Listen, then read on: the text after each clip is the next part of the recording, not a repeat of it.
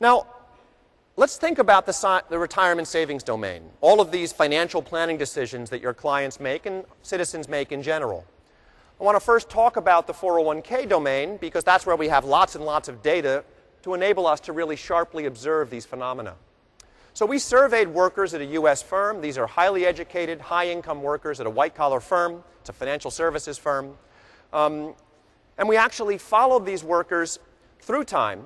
We studied what they said as their plans for the future, what savings plans they had, and then we were able to see whether they actually followed through on those plans.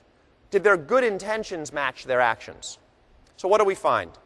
Out of every 100 workers that we surveyed, on average, 68 out of 100 said that they were saving too little. These are U.S. workers. Out of every 100 workers that we surveyed, 24 out of 100 said that they were going to increase their savings rate in the next 2 months.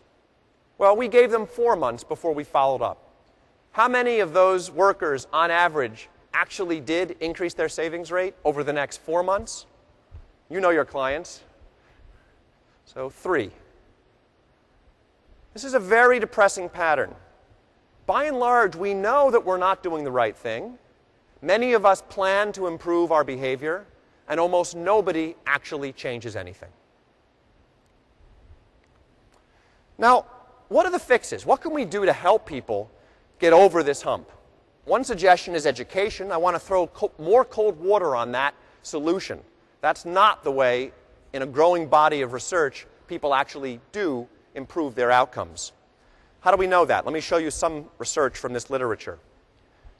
I want to show you workers who volunteered to come to an educational seminar that was going to help them make better retirement saving choices, asset allocation choices, savings rate choices, etc. The workers are surveyed as they leave the seminar. And again, these are self-selected workers. They chose to come to these seminars. If anyone's going to do the right thing, it's going to be these people who are choosing to get this education, choosing to spend some time to learn how to make better financial choices. As they left the educational seminar, they reported fantastic intentions. Of those who were not in the 401k plan, up here, 100% of the seminar attendees said, I am going to enroll in the 401k plan in the near future. Of those who were already in the retirement savings plan, 28% said they were going to increase their contribution rate, their savings rate. 47% said they would change their fund selection. And 36% said they would change their asset allocation. What do we actually see? Abysmal performance. Not 100%, 14%. Not 28, but 8. Not 47, but 15. Not 36, but 10. And this red column isn't all that much better than the people who didn't go to the seminar at all, the people who didn't choose to go to these seminars.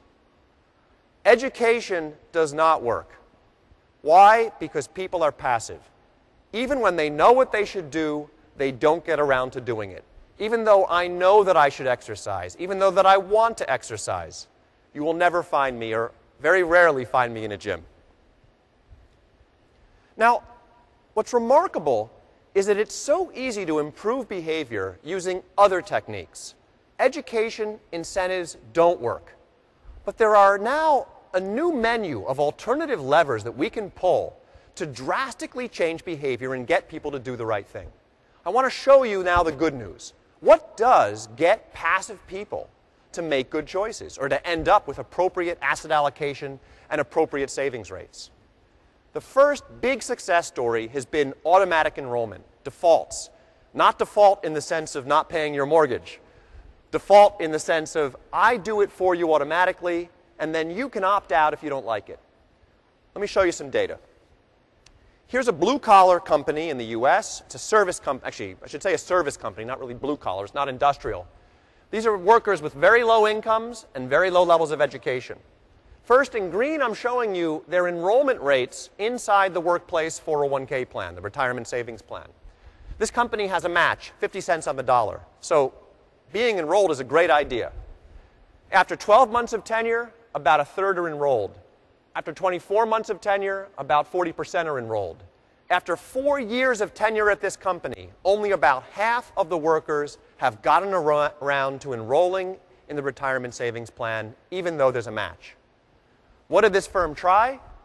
They tried automatically enrolling their workforce and then letting their employees opt out if they don't like it. And what did they get? 80% enrollment overnight. And it sticks. People don't exit the plan. And this is a firm with low levels of income and low levels of education. At firms with high levels of education, you end up with automatic enrollment producing 90% enrollment rates. You fix the problem without spending any money on education, without spending any money on matching.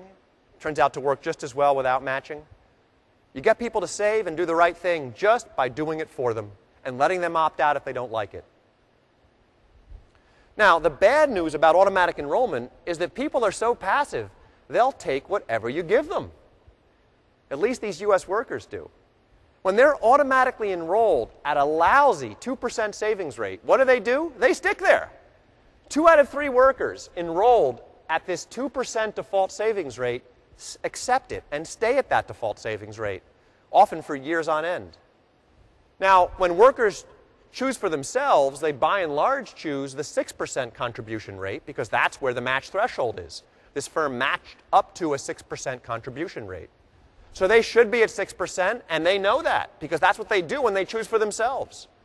But when we automatically enroll them, workers passively accept whatever you do for them. So the good news is we can shape behavior. We can change behavior for the better. But we have to choose the defaults carefully. A bad default is worse than no default at all. Now, there are other techniques. First, let me tell you about some other reasons why automatic enrollment has been a great success in the U.S. First, as I've already said, 2/3 of workers at firms without automatic enrollment say they should be saving more. Secondly, opt-out rates under automatic enrollment are typically about 10%. Only 1 in 10 workers chooses to leave the system when we automatically enroll them. Third, the HR, the human resource departments report no complaints. There are effectively no American workers who are mad about this heavy-handed paternalism. Fourth, at firms with automatic enrollment, when you survey the workforce, 97% of employees say this is a great idea. And most remarkably, if you look at the subsample of workers who opt out, the 10% who say, this is not for me, I don't like it, and I now need to spend a half an hour getting out of the system because you automatically enrolled me. Even that group reports a 79% approval rating for automatic enrollment. They understand that it's for the social good. And finally, even the U.S. government is getting around to automatically enrolling U.S. workers, federal workers in their retirement savings plan using auto features. So that's one easy fix. You turn passivity around and make passivity the good thing. It keeps you in the plan.